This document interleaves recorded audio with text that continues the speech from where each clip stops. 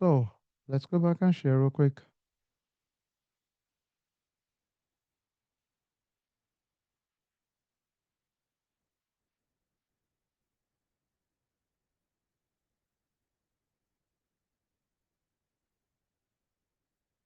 All right. So we went ahead to talk about risk appetite, the level of risk an organization is willing to accept in pursuit of the business objective. We talk about risk tolerance, the acceptable variation around the risk appetite itself. Then we talk about the roles and responsibility in general. The board and directors typically defines that risk appetite. They approve the overall policy. They oversee the governance of the business and the structure itself.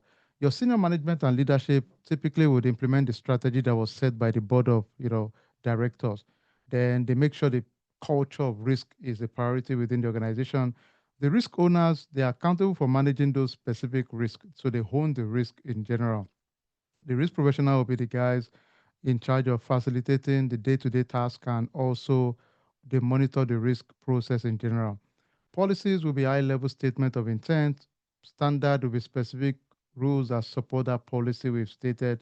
Then procedure will get into step by step or of instructions on what to do specifically. Then we talk about regulatory and legal alignment. We don't have a choice for the regulation, right? It's things like GDPR, EPA, SOX, PCI-DSS, governance or regional authorities have set those regulations so you can do nothing about it. A failure to align with those overall regulation can lead to reputational damage, financial fines, and operational risk in general. So some general activities around governance in terms of the practice itself, the risk management strategy is defined, your accountability and the reporting structure, the awareness and culture of your organization around risk, then building that risk in general with IT and your enterprise risk management in general within your organization. Then what are the key risk metrics in terms of the key performance indicator, then key risk indicators? What are those triggers to let us know, okay, there's a potential risk here at the end of the day? Then there are some key artifacts out there, would be like your risk register. This is like the list of the risk in your organization, who owns those risks, the impact, and the response in general. Then we have risk heat map. Anytime you see a question that talks about visualization, always remember heat map. So if you see visualization in your mind, just can we all type heat map real quick together, real quick? Just a visualization is equal to heat map, real quick. Let's do that real quick if you don't mind. So when you see any question around visualization, mostly that's the heat map, right? So it will be like your risk map to show you, okay, this is what it looks like in general. Feel free to type. Let me see. I don't see anyone typing. Okay, thank you, Michael. So anytime you see visualization, mostly they are aligning you towards heat map in general. Then key risk indicator, these are metrics used to signal a potential risk in your organization. Then let's see some other key things here. Then we had some sample questions around governance here you can play with in the, I think I had about 10 questions or so, or five for the first one. All right, cool. So today we'll jump into the IT risk assessment, okay? And but like I said, the book is already it gave us some very good insight. You can use that. I'm going to use my presentation that I have, but this is a good one to kind of it's a boot camp style documentation you can read yourself.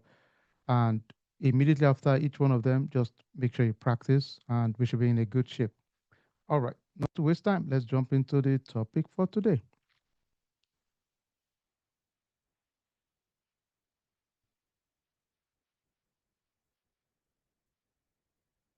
Remember again, after the topic, I'll definitely give us a mini quiz to kind of gauge your knowledge around the the topic we talked about today, just to stretch your thinking around it. Feel free to. Um, I think I would have maybe 20 questions to kind of it will be like a Kahoot style. So I'll go through this for the next 1 hour. Then after that, I would have enough time for us to do the Kahoot for the quiz itself. Okay, let me save this 1 second.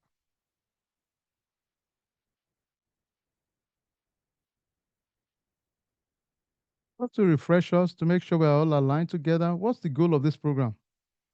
Feel free to type. What's the goal of this program? What is the goal of this program?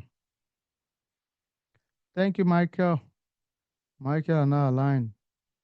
So let me tell you one thing, right? Some of you, you might have been part of a regular, GRC class. You will know that there's only one sentiment there. We're trying to get a skill, tools towards getting a job. That's it. Nothing else, really. Everything we do is targeted towards, okay, get you ready, what to say in an interview, understand real life projects, towards aligning towards a job. That's the goal for that. For this one, there's only one goal, and that's to pass. So, don't feel guilty about it that your sole goal in this one is just to pass, really. So that means sometimes some things you're going to be a little bit unconventional. That simply means you would you will not approach it the way you would approach a general kind of role or class. We're going to start figuring out patterns. I know it's a little bit at times counter narrative in terms of uh, the initial model of focus on execution. But for this one, we would make exception because at the end of the day, it's important to just pass because that's the goal of the program itself. So we want to make sure at least we align ourselves with our focus. So I challenge you, be open-minded. There'll be some questions you might think and say, wait a minute, why is this? A lot of those questions tend to be very close to each other. You can make a case, this can actually also be the answer. Yes, I agree with you. Yes, many cases you can make a case for one segment being the answer. Because of that, we would rather choose what ISACA has said is their own answer. So I'm not saying your view of the answer is wrong. I'm just saying we just want to position ourselves to pass. So we will just temporarily suppress our own thinking around it should be this, or I can argue for this, or I can make a case for this. Spot on, you're spot on. And it's been like this for over 20 years to my knowledge. I got my CISA in 2005 or 6, I think 6. So you can imagine as far back as 19, 20 years ago, it's been this way. Um, I would challenge it in my mind that this doesn't make sense. But I guess eventually you just focus and say, you know what, I just want to pass it and be done with this thing. So I would rather just pick the one they say it's the answer, right? Okay, fine. As long as it's not my work that I'm doing, there I can make my own case. For the exam, it's okay. Let's just pass and be done with. Okay, so don't over stress it. We're just going to position ourselves that okay, at the end of the day, let's pass. After we pass, we can now start arguing with anyone and say, hey, look, we don't agree with this. All right, it's okay. We can disagree or agree. That's fine at that point. But let's just pass this first, okay?